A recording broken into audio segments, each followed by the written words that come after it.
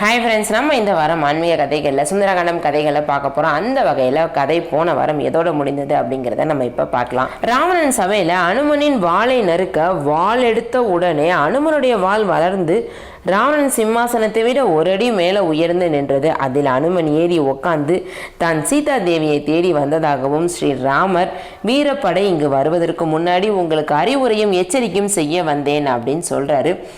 ராவணனுக்குமே ராமர் எப்படி இந்த கூட்டத்தில் வந்து சேர்ந்தார்னு அவருக்குள்ள பல கேள்விகள் இருந்தது.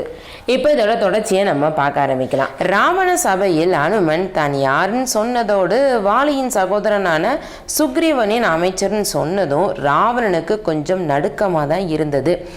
தனக்கு நிகரானவன் இந்த பூமியில் யாருமே இருக்கக்கூடாது அப்படிங்கிறது தான் ராவணனுடைய விருப்பம். தேவர்களுக்கு வழிகாட்ட வசிஷ்டர், வியாசர்னு ரிஷிகள் இருந்தாங்க. ஆனால் அசுரர்களுக்கு வழிகாட்ட சுக்கராச்சாரியார் இருந்தார். தேவன் ஒன்று இருந்தால் அசுரங்கிறது கண்டிப்பாக இருந்து தானே ஆகணும். ராவணனுக்கு அசுர பிறவிங்கிறது இயல்பாயிடுச்சு. அதனால் தேவம் எதிரியாயிடுச்சு.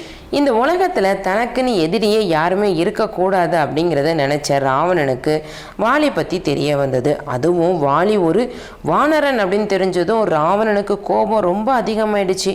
பொதுவாக அசுரர்களுக்கு சூட்சம அறிவுங்கிறது இருந்ததே கிடையாது.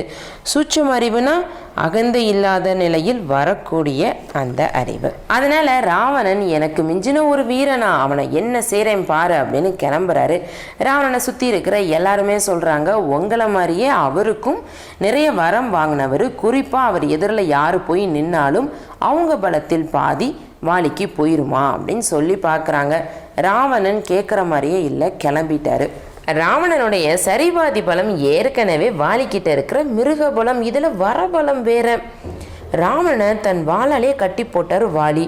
தன் மகனுக்கு ஏதோ இந்த கிழுக்கு ஆட்டி காட்டுற மாதிரியே ராவணனை இந்த பக்கம் அந்த பக்கம்னு ஆட்டி காட்டுறாரு.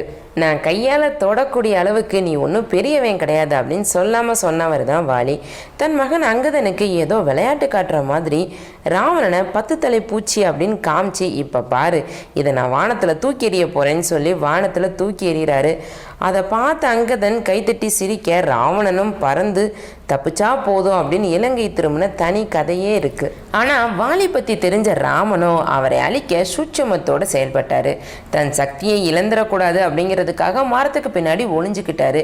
கடைசியில் ஜெயிச்சது ராமன் தானே. பின்விளைவுகள் பற்றி அறிவு இல்லாமல் செயல்படுறது அசுரர்களுடைய குணம். ராவணன் அன்னைக்கு வாலிக்கிட்ட மாட்டும் போதும் அந்த நிலை தான். இப்போ அனுமன் முன்னாடியும் கூட இதே நிலை தான்.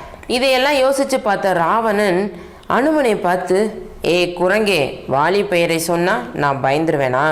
ஆமாம், அந்த வாலி எப்படி இருக்கான் அப்படின்னு உள்ள ஒரு நடுக்கத்தோடையே ராவணன் வாலியை பற்றி விசாரிக்கிறாரு. இந்த வார கதை இதோட முடியுது. இனி வர்ற வாரங்களில் இதோட தொடர்ச்சியை நம்ம பார்க்க ஆரம்பிக்கலாம். இன்றைக்கி தான் புதுசாக இந்த வீடியோவை பார்க்குறீங்க அப்படின்னா ஏற்கனவே 36 பார்ட் இருக்குது, டிஸ்கிரிப்ஷனுக்குள்ளே கொடுத்துருக்கேன். போய் பார்த்து ஃபுல்லாக சுந்தரகாண்டம் கதைகளை தெரிஞ்சுக்கோங்க.